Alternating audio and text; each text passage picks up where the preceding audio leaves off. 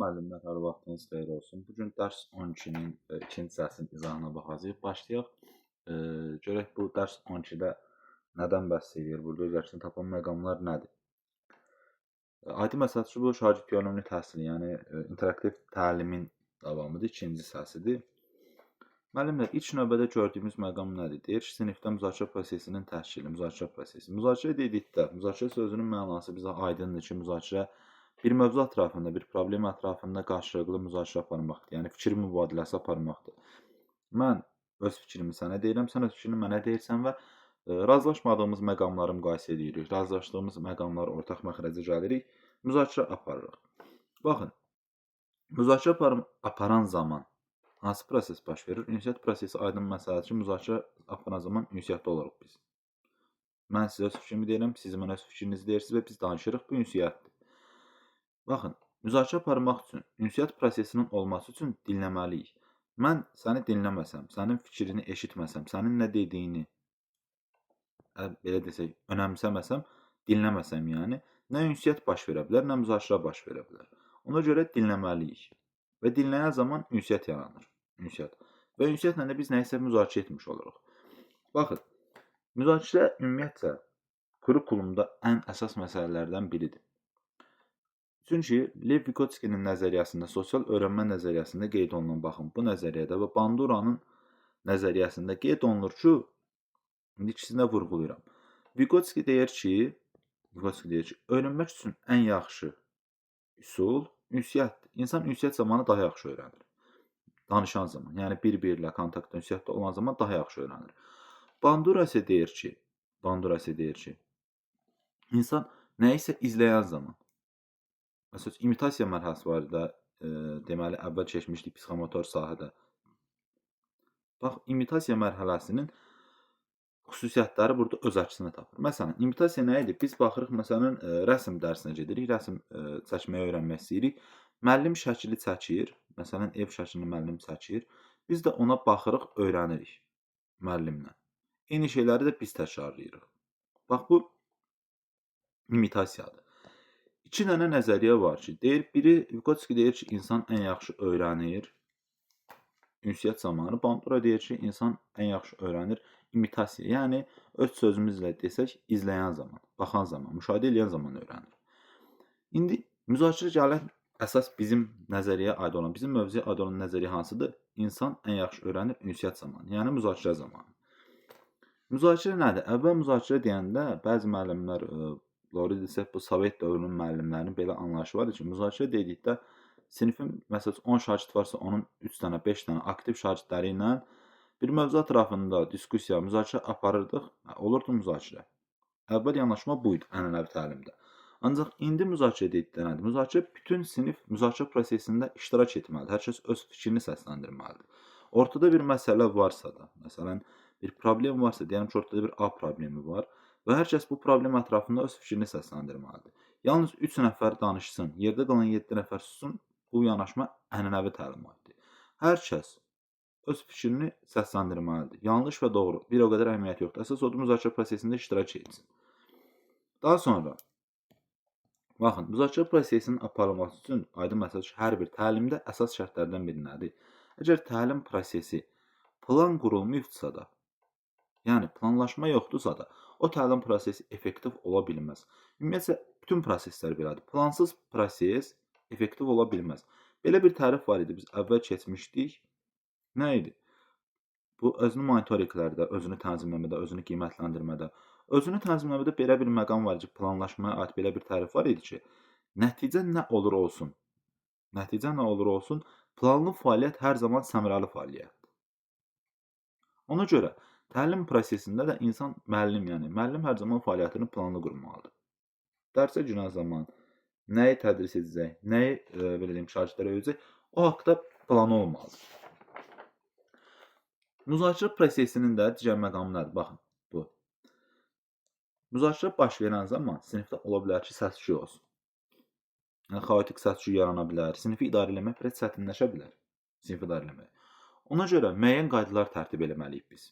Bax, bu qaydalar da bizim plan zamanı, deyirik, dərsi planlaşdırılır. Bax, orada yer almalıdır.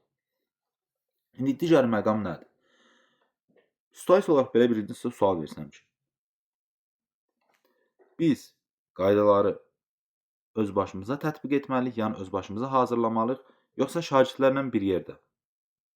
Bəli, şagirdlərlə bir yerdə. Niyə şagirdlərlə bir yerdə? Niyəsi də ona görə şagirdlərlə bir yerdə hazırlayırıq ki, insan öz qoyduğu qaydanı şagird elədir. Şagird özü qoyur qaydanı. Məsələn, 5 dənə qayda müəyyənləşdirir, 5 dənə qayda müəyyənləşdiribdir. Və məcburdur ki, o bu qaydalara uyğunlaşsın. Çünki özü müəyyənləşdirib axı bu qaydaları. Ona görə şagirdlərlə bir yerdə qayda tətbiq etmək daha məqsədəuyğundur. Qaydalar da nədir? Məsəl üçün, müzakirə prosesində nə ola bilər? Səs-küy yaranmır, sakit danışmağa üstünlük verin. Qayda bu ola bilər. Bir-birinizin ideya fikirlərini hörmətlə yanaşın. Müzakirədir, bir də gördüyün uşaqlar bir-birinlə razılaşmadı, durdu bir-birinə dalaşdı. Bir-birini təhqir elədi. Başqanın dediklərini dinləyin. Bir də görürsən uşaq elə dayanmadan tez-tez danışır, heç qarşısındakını dinləmir. Yəni, müzakirə prosesində hansı problemlər baş verə bilər? O problemləri aradan qaldırmaq üçün qaydalar danışın. Müzakirənin qarşı tərəfdən deyişlər üzərində qurun, bir-birinizi dəstəkləyin, anlamadığınızda sual verin, razılığa gəlməyə çalışın. Bu kimi məqamlar. Sinif müzakirəndə hamının bərabər dərəcədə söz demək haqqı var. Məsələn, bəzi şagirdlər olur ki, heç kimi qoymur danışmağa, ancaq özü danışır. Yəni, o şagirdlər üçün belə bir qayda tətbiq olunur ki, hər kəsin danışmaq hüququ var. Daha sonra, müzakirə aparmaq üçün müxtəlif üsullardan tətbiq oluna bilər, istifadə oluna bilər. İndi təlim strategiyalarında bu haqda danışacağıq. Məsələn, Sokrat dialoqu siz bilirsiniz ki, nədir? Sual-cavabdır. Yəni, verilən cavabdan yeni sual ortaya çıxır. Nağdı bunu bilirsiniz, Sokrat dialoqu. Daha sonra, burada bildiyiniz yoxdur. Məsələn, qoy deyim mən, digərləri nədir? Məsələn, ziqzaq. Ziqzaq nədir? Böyük mətni hissələrə bölüb oxuyuruq. Ziqzaq deyəndə nədir? Qarışıqlıq. Məsələn, fəaliyyət bir-birinin içinə keçir. Baxın, birinci bir dənə qrup yaradırıq. Bu ana qrup adlanır. Ana qrup. Sonra bu ana qruplardan başqa qruplar yaradırıq. Ana qruplardan. Bir dənə, 2 dənə, 3 dənə, 4 dənə. Burada da bir dənə, 2 dənə, 3 dənə, 4 dənə. Bura ana qrupdur. Qaydım geri üzrə. Bura ana qrupdur, bura əlavə qrupdur. Əlavə. Bax, biz şagirdləri ana qrupa bölürük. Sonra əlavə qrupa bölürük. Həmin ana qrupları. Ondan sonra mətni müəyyən 4 yerə bölürük. Hər qrupa bir hissəsini veririk. Bunlar müzakirə eləyir, danışır. Sonra, məsələn, bax, əvvəlki ana qrupdan, ikinci qrupdan bir nəfər var idi birdə. Birinci qrupdan bir nəfər, üçüncü qrupdan bir nəfər, dördüncü qrupdan bir nəfər. Gördün, bu qrupdan mətnin birinci hissəsindən hər qrupa bir nəfər getdi. Mətnin ikinci hissəsindən hər qrupa bir nəfər getdi. Gördün, hər bir ana qrupda mətnin birinci, ikinci, üçüncü, dördüncü hissələrindən məlumatı olan şəxslər oldu. Bax, bu ziqzaqdır. Bunlar haqqında daha sonraki dərslərdə bu təlim strategiyalarında ətraflı danışacağıq. Digər məqam nədir? Şagirdlərdə müzakirə bacarıqlarını və mədəniyyətini formalaşdırmaq üçün onlar fəal dinləyici olmalıdır. Fəal dinləyici olmasan, qarşısındakını dinləməsən müzakirə edə bilmərsən. Niyə? Baxın, sizinlə müzakirə aparıram, mən sizi dinləmirəm və sizin fikirlərinizi belə deyim, əhəmiyyət vermirəm. Ancaq öz dediyimi deyirəm. Bu çünki müzakirə olmaz axırda. Bax, burada qeyd elədik, deyir ki, müzakirəni qarşı tərəfin dedikləri üzərində qurur. Bax, bu qayda. Əgər mən səni dinləmirəmsə, bu müzakirə prosesi heç vaxt baş verə bilməz. Müzakirə edirəmsə, məsələn, sən deyirsən ki, nə deyək, deyirsən qatıq ağdır. Düzdür? Mən səni dinləmirəmsə, mən nə apara bilərəm, nə müzakirə apara bilərəm, sana nə cavab verəcəm? Sənin nə dediyini belə deyək, eşitməmişəm. Eşitmədiyim halda nətər müzakirə apara bilərəm? Ona görə müzakirə aparmaq üçün fəal dinləyici olmaq lazımdır. Digər məqam, fəal dinləyici məqamı. Məsələn, dinləmək bacarığı insanın ən vacib bacarıqlarından biridir. Bu aydın məsələdir. Yəni, qarşındakını hörmət qoymalısan, dinləməlisən. Bu dinləyəndə də artıq səndə müzakirə bacarığı formalaşır. Baxın, dinləmənin növləri var. Adından görünür də fəal dinləmə. Zaten izahlıq heç bir şey yoxdur. Fəal dinləmə, aktiv dinləmə. Danışan adama, fikrini tam şəkildə danışan adama verirsən. Aktiv şəkildə onu dinləyirsən. Dinləmə hansı vəziyyətlərdə, hansı situasiyalarda baş verə bilər? Necə cür dinləmə ola bilər? Bir informasiyanı əldə etmək üçün. Məsələn, kimsə danışır, xəbərlərdə, məsələn, baxır xəbərlər hava durumuna. Düzdür? Sadəcə dinləyirsən ki, informasiya əldə eləyəsən ki, görün bugün hava necədir. Və yaxud kimsə, misal istəyirəm, nəyisə izah eləyir. Deyələm ki, nədən danışır? Havanın istiləşməsini kimsə izah eləyir. Qulaq asırsan ki, anlayasan ki, görüm hava niyə istiləşib? İstiləşə-istiləşə gedir. Digər məqam informasiyanı öyrənmək üçün. Öyrənmək. Məsəl üçün hansısa bir mövzu haqqında coğrafiyadan televiziya kanallarının birində coğrafiyadan danışılır. Hansısa bir coğrafiya bəhsindən mövzu danışılır. Ona qulaq asırsan ki, o mövzunu öyrənəsən. Yəni və yaxud öyrənməyi konkret olaraq əyani nümunəsi nədir? Bax, bu dəqiqə sizin öyrənməyiniz. Sizin məni dinləməkdə məqsədiniz nədir? 12-ci dərsi öyrənmək. Əyani nümunədir. Sizin məqsədiniz bu dəqiqə 12-ci dərsi öyrənməkdir. Məqsəd budur. Anlamaq izahdır. Əldə etmək sadəcə primitiv, yəni bilim ki, məsələn, bugün hava necədir? Yəni bunu anlamağa, öyrənməyə niyə ehtiyac var ki? Bu sabah sənin yadından çıxıb gedəcəkdir. Havanın, məsəl üçün, bugün deyəlim ki, hava 5 dərəcədir, düzdür? 10 il sonra bugün havanın 5 dərəcə olması lazımdır? Yox. Ancaq, məsələn, 10 il sonra öyrəndiyin informasiya bu. 12-ci dərs sənə lazım ola bilər sertifikat imtahanında. Digər məqam. Məsələn, baxın, əsas məqam nədir? O, jest mimika deyirik də, biz belə deyək, jest mimikalar. İnsanın bir deyim var, deyir, sözdən çox insanın gözünə baxanda daha çox məlumat əldə edirsin, informasiya. Yəni, göz deyir, heç vaxt yalan danışmır. Sözdə insan yalan danışa bilər, göz heç vaxt yalan danışmır. İndi məsələ odur, bax, bu qeyri-verbal informasiya daha çox fikir ötürür. Bax, bu eyni məqamdır. Qeyri-verbal informasiya daha çox fikir ötürür. İnsan dildə yalan deyə bilər, ancaq öz hisslərini, duyğularını gizləyə bilməz. Jestlərini, mimikalarını dinləyə bilməz. Ona görə insanın qeyri-verbal. Verbal nədir? Bilirik söz. Qeyri-verbal nədir? Söz olmayan digər məlumat. Danışıq, səs olmayan digər məlumat. Məsələn, insanın məlumatı nədən ala bilərsən? Sözdən başqa. Gözündən, nə bilim, jestlərindən, mimikalarından, hərəkətindən. Danışırsan, axırda sual verirsən ki, başa düşdünüz? O da başını yelləyir, aşağı yuxarı. Qeyri-verbal informasiyadır. Söz yoxdur, ancaq sən məlumat aldın. Təsdiq məlumat aldın. Və yaxud da bəli deyir. Bu da verbaldır. Bəli sözündən səslidir. Daha sonra, baxın, fəal dinləyici olmaq üçün məqamlar var. Fəal dinləyici, belə deyim, bacarığını özündə inkişaf etdirmək üçün. Aydın məsələ nədir? Dinləyici olmaq üçün nə etməlisən? Birinci, diqqətini danışana yönəltməlisən.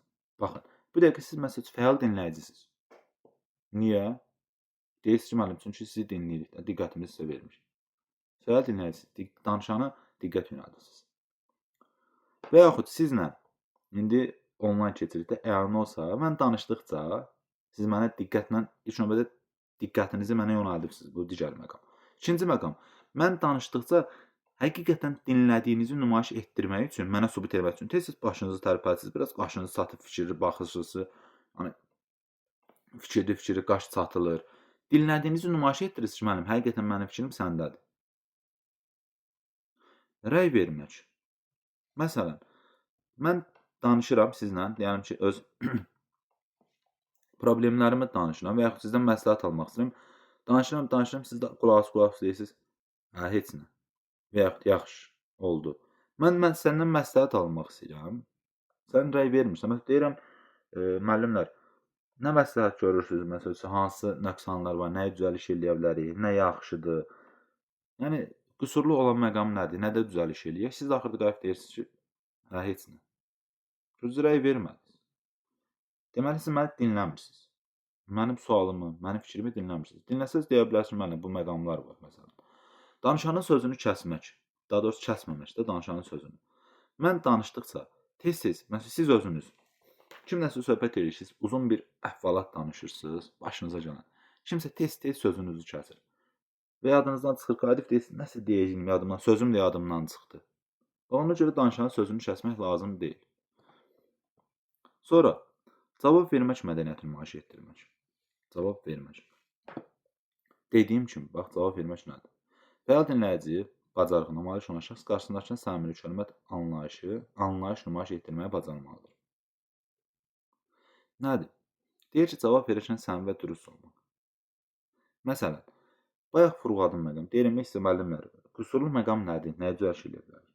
Cavab verərkən mədəniyyət nümayiş etdirmək lazım. Məsələn, kobud formada nə isə Demək olmaz. Və yaxud siz məndən nəsə məsləhət alırsınız, müəllim. Hansı dərsdə sizcə mən zəifəm, nədə düzəliş eləyə bilərəm, hansı dərsi daha çox oxuyum?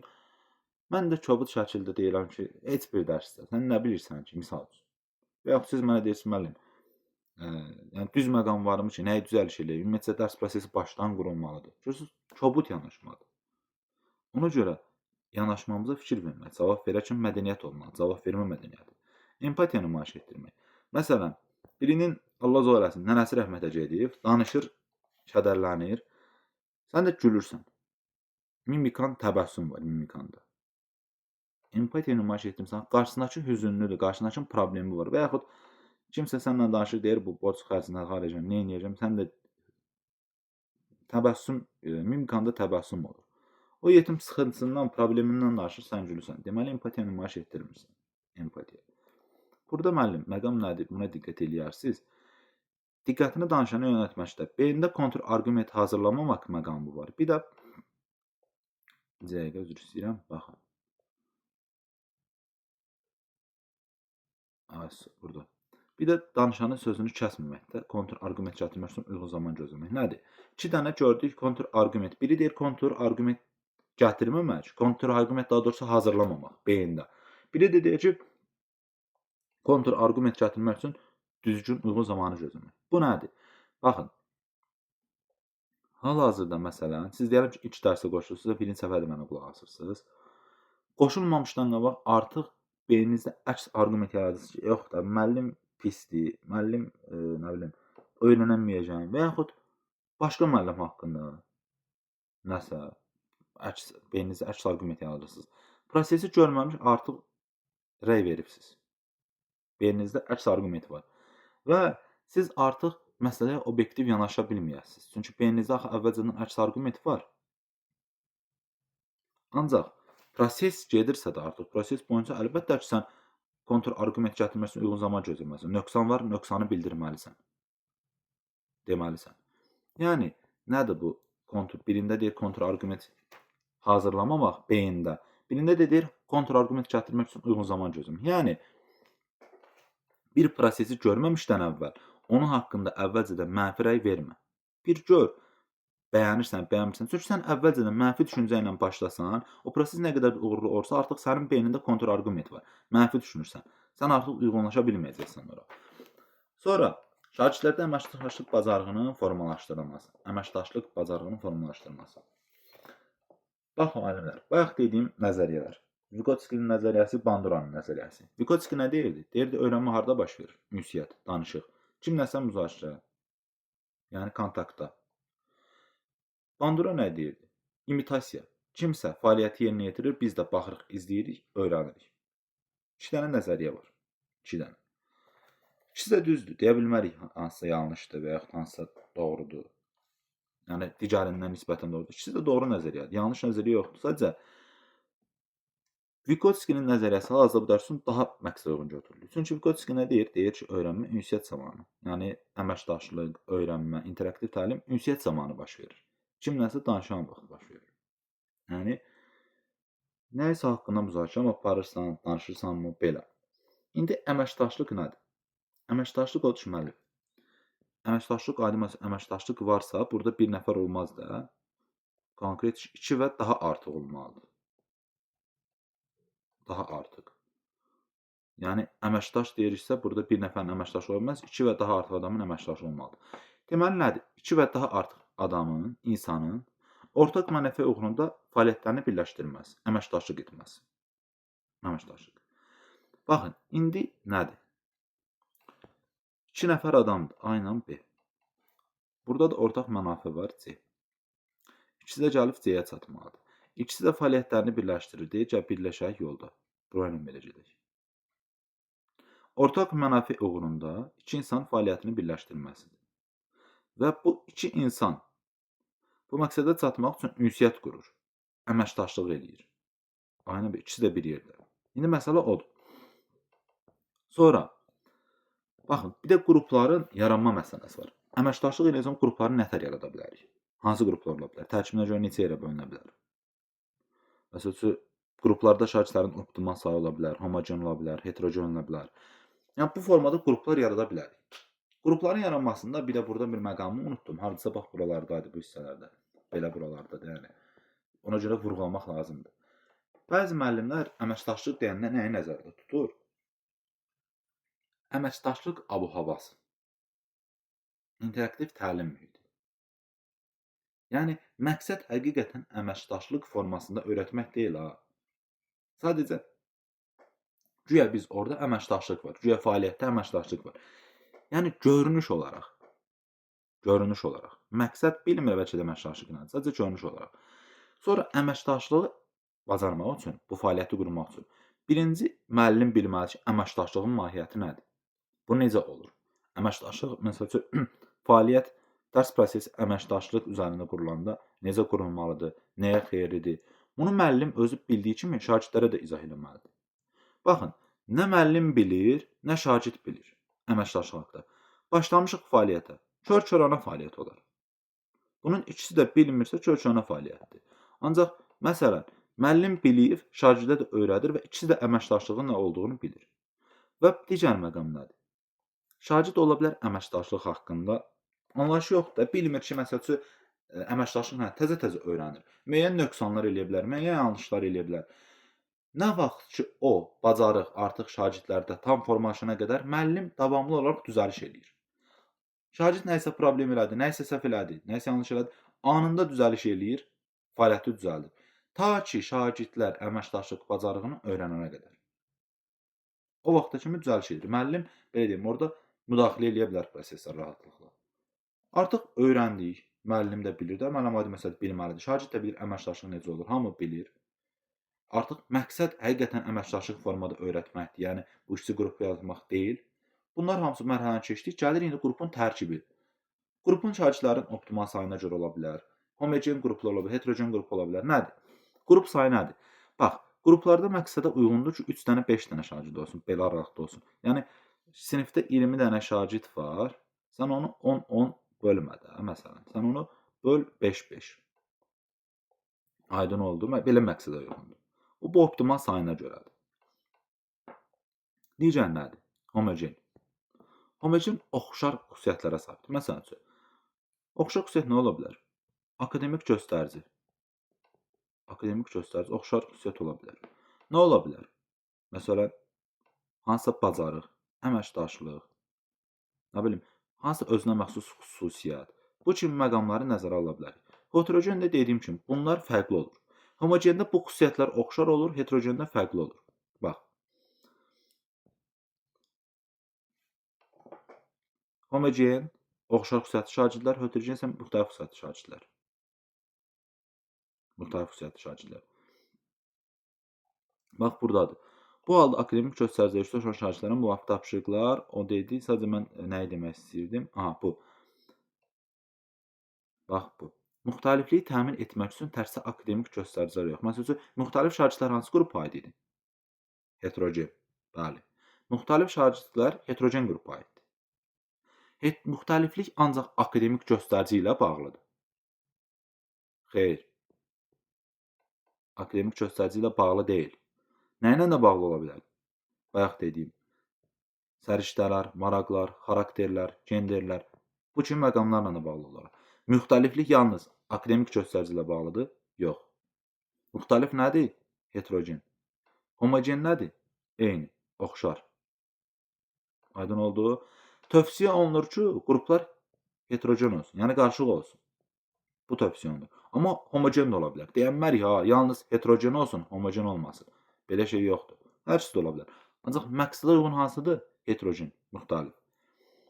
Heterogen qruplarda nə tətbiq oluna bilər? Bayaq dediyim zigzag var da izah elədim. Bax buna görə. Zigzag üsulundan istifadə oluna bilər heterogen qruplarda.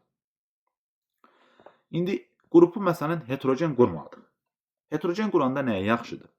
Bax, əsas nə nəzərləmişik? Akademik göstəricini nəzərləmişik, düzdür? Akademik. 3 dənə qrup. Məsələn, sinifimizdə 9 dənə uşaq var, 3 dənə qrup yaratmışıq, 3-3 bölmüşük, düzdür? Burada 2 dənə oxuyan var, 1 dənə oxumayan var. 1 dənə oxuyan var, 2 dənə oxumayan var. Nə 2-1 bu formada. Bu oxuyanlar oxumayana kömək eləyir, öyrədir. Bu oxuyan oxumayanlara kömək eləyir. Bunlar buna kömək eləyir. Gördünüz, oxumayan yəni yaxşı zəif oxuyanda, belə deyək, zəif oxuyan şagird yaxşı şagirdlərdən öyrənir. Heterogen buna görə lazımdır ki, nisbətən güclü şagirdlər zəif şagirdlərə köməklik edir, öyrənir. O öyrədəndə də özü də öyrənmiş olur. Nə bilirik biz? Bilirik ki, ən yaxşı öyrənmə metodlarından biri nədir? Ən yaxşı öyrənmə. Kimisə öyrətmək.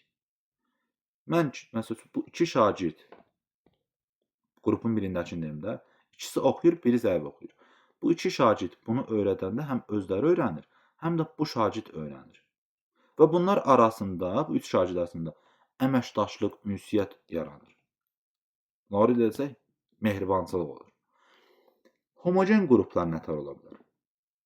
Homogen qrupları da akademik göstəricilərinə görə qruplaşdıra bilərik, müxtəlif xüsusiyyətlərinə görə. Akademik göstəriciyə görə niyə qruplaşdırırıq? 2 dənə qrup, 5-5 yaratdıq. Bunlar yaxşı oxuyur, bunlar biraz zəif oxuyur. Deməli, yaxşı oxuyana nətər tapşırıq verəcəm? Biraz çətin tapşırıq verəcəm. Zəif oxuyanlara nətər verəcəm? Biraz asan tapşırıq verəcəm. Düzdürmü? Amma mən bunları qarışıq eləsəm, burada yaxşı da, zəif də, burada da yaxşı da, zəif də olsa, mən artıq bunlara sual verməkdə, tapşırıq verməkdə çətinlik çəkərəm. Daha sonra gəldik bunların qiymətləndirilməsinə. Bu haqda ümumi bir dənə məlumat verəcəm müəllimlər. Yəni məqamlara, PDF-də olan məqamlara toxunmayacağam. Ağlımda qalan məqamlardan qeyd edəcəm. Məncə kifayət edəcək. Çünki PDF toxunanda, cümlə toxunanda heç bir mənası olmur. Qiymətləndirmə iki cür ola bilər müəllim. Bir ola bilər mövzuya görə, bir ola bilər bacarığa görə. Nədir? Şagirdə dərs keçirsiniz. Mövzu isimdir, bacarıq əməkdaşlıqdır. Düzdür? Mövzu isimdir, bacarıq əməkdaşlıqdır. Gəl yazaq. Mövzu, bir də bacarıq. Düzdür? İki yerə böldük. Mövzu nədir? İsim. Bacarıq nədir? Əməkdaşlıq. Mən qiymətləndirməni yalnız ismə görə apara bilərəm? Xeyr. Niyə ismə görə aparım ki, təkcə müəllim? Çünki əməkdaşlıq bacarığında nəyə lazımdır? Ona görə təkcə ismə görə apara bilmərəm. Mən qiymətləndirməni yalnız bacarığa görə, əməkdaşlığa görə apara bilərəm? Xeyr, apara bilmərəm. Düz deyirsən. Mən qiymətləndirməni nətər aparmalıyam? Bəli, ikisinə görə. İkisini də nəzərə almalıyam. Deməli, qiymətləndirmə prosesində birini nəzərə alıb, digərini nəzərə almasaq, bunu nəzərə alıb, bu birini nəzərə almasaq, qiymətləndirmə prosesi yanlış olur. Qiymətləndirmə prosesi. Məsələ nədir digər? Mövzu. Mövzu nətər olmalıdır? Spesifik, yığcam. Bax.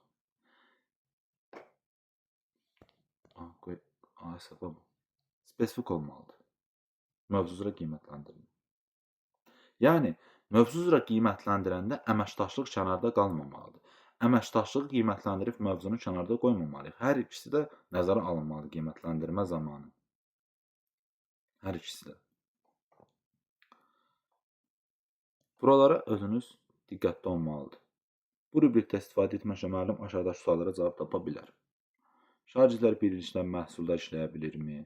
Hörmət nümayiş etdirirmi? Şagirdlər qarşı göstərə gedə bilirmi? Məsuliyyət bölüşürmü? Hər kəs öyrənməsi prosesi baş verir. Bu kimi məqamlardır. İndi digər məqamda vurğulayım müəllim. Baxın, əməkdaşlığa yönəlmiş fəaliyyəti seçərkən elə mövzu seçmək lazımdır ki, orada sən əməkdaşlıq fəaliyyəti qura biləsən. Bəlkə seçdiyin mövzu elə heç əməkdaşlığa uyğun deyil, sən orada qrup yarada bilməyəsən, müzakirə prosesi baş verməyəcəkdir. Ona görə əməkdaşlığa yönəlik, əməkdaşlığa uyğun, əməkdaşlıq əsasən öyrənmə, bu kimi məqamlarda məzmun seçici olmalıdır. Məzmunu seçməlisən, məzmuna seçici davranmalısan. Və qarşıya qoyulmuş məqsəd əlçatan olmalıdır. Mümkünsüz məqsəd qoymamalısan. Nə də çox bəsit olmamalıdır. Nə asandır, nə çətin, əlçatan. Məqsədlər belə olmalıdır. İndi bir dənə məqam var nədir? Bəzi müəllimlər düşünür ki, bu əməkdaşlıqdan qaçsın. Yəni əməkdaşlıq fəaliyyətindən biraz kənar yanır. Niyə kənar yanır? Düşünürlər ki, indi haqq qazandırdıqları yol deyək də, belə haqq qazandırırlar. Deyirlər ki, əməkdaşlıq fəaliyyəti, yəni belə əməkdaşlıq fəaliyyətindən dərs keçəndə bütün belə deyək, mövzunu tam şəkildə öyrətmək olmur. Mövzunu tam şəkildə öyrətmək olmur. Vaxta qənaət, yəni vaxt çox gedir, qarışıqlıq olur. Mövzunu tam şəkildə tədris eləyənmir. Səbəb belə göstərirlər. Mütəxəssislər də, yəni mütəxəssis yəni bu kitabı yazanlar mı deyim, dərsi yazanlar mı deyim, izah olaraq deyirlər ki, şərt deyilsən mövzunu tam şəkildə mənimsət, hamısını danış. Zaten insan öyrəndiyi mövzuların, öyrəndiyi biliklərin 90%-ni bir ay sonra unudur. Belə bir deyim var da, məsələ yəni deyim deyəndə belə bir məqam, belə tərif verir. Məsələ çoxluq deyil. Məsələ keyfiyyət. Keyfiyyət. Yəni şərt deyil ki, sən 10 dənə məsələn yeni nəsə öyrət. 3 dənə öyrət. 10 dənə o yaddan çıxacaq, tam öyrədəməyəsən. Sabah baxasan ki, bunun bir dənəsi yadda qalıb, yadda qalmayıb, getdi. Sən 3 dənə öyrət, təmiz öyrət ki, qoy səhər 3-ü də yadda qalsın. Gördün, 3 dənə öyrətdin, nəticə olaraq 3 dənə yadda qalır. Nəticə nədir? Şagird 3 dənə bilik bilir. 10 dənə öyrətdin, şagird 1 dənə bilik bilir. Baxırıq biz nəyə? Nəticəyə. Nə olsun sən tam şəkildə öyrədəmirsən. İndi alimlər onu əsas, alim deyəndə mütəxəssislər onu əsas gətirir ki, məsələ o deyil ki, sən mövzunu tam şəkildə tədris eləyəsən və yaxud çox öyrədəsən. Az öyrət, təmiz öyrət, yaxşı öyrət. Alimlər bunu deyir. Seçici davranmalıyıq, bayaq dedim mövzunu seçərkən. Əlçatan olmalıdır, nə çox asan, nə çox bəsit olmamalıdır. Yəni şagirdlər mövzunu qavraya bilməlidir. Daha sonra baxın, əməkdaşlığın digər məqamı nədir? Əməkdaşlıq eləyən zaman nə edirsən? Müzakirə aparırsan. Məsəl üçün, müzakirə apardıq, müəllim bizə qarşımıza müxtəlif variantlar qoyub. Müzakirə apardıq, dedik ki, ikimiz belə deyək də, diskussiya edirik, müzakirə aparırıq. B qərarına gəlmək üçün nə qalmalıyıq? Əməkdaşlıqda B qərarına gəlmək üçün. Birimizə ünsiyyət qururuq, danışırıq, məsləhətləşirik. Mən məsəl üçün deyirəm müəllim, bax B-nin yaxşı müsbət cəhətləri var. Sən deyirsən, bəli müəllim, məsəl üçün A-nın filan zəif cəhəti var, onu çıxaq. Deməli mən A-nın zəif cəhətini sadələyəndə sən artıq A-nın zəif cəhətini öyrəndin. Sən deyirsən müəllim, C-nin məsəl üçün filan məqamı var, o bizə sərf eləməz. Mən onu öyrəndim artıq ki, C-nin də bu məqamı bizə sərf eləməz. Ortaq məqam gəldik B-yə. Gördün, fikir mübadiləsi elədik. İkimiz də bir-birimizdən öyrəndik. Əməkdaşlıq zamanı budur. Əməkdaşlıq nəyə? Burada bacarıqlar var. Ən aşağıda müxtəlif bacarıqlar var ki, bax bunlar. Onları inkişaf etdirir. Yuxarı təfəkkür, müəllim şagird, şagird bacarıqları, ünsiyyətləri var. Bax məsəl üçün. Yuxarı təfəkkür, şifahi ünsiyyət. Ünsiyyət. Əməkdaşlıq zamanı bir-birimizdən danışırıq. Şifahi ünsiyyətdirmi? Bəli. Özünü idarə etmə. Başqasına münasibət, özünü idarə edir. Liderlik, qrup halında lider ola bilər. Müəllim şagird, şagird, tamamilə düz, münasibət var. Özgüvən, məsuliyyət. Məsələn, qrupda hamı aktiv olan, artıq o özgüvəni az olan şagirdlərdə özgüvən gəlir ki, müəllim mənə də söz verir, qoy mən də danışım, mən də fikrimi bildirim. Müxtəlif mövqelərlə tanış olma.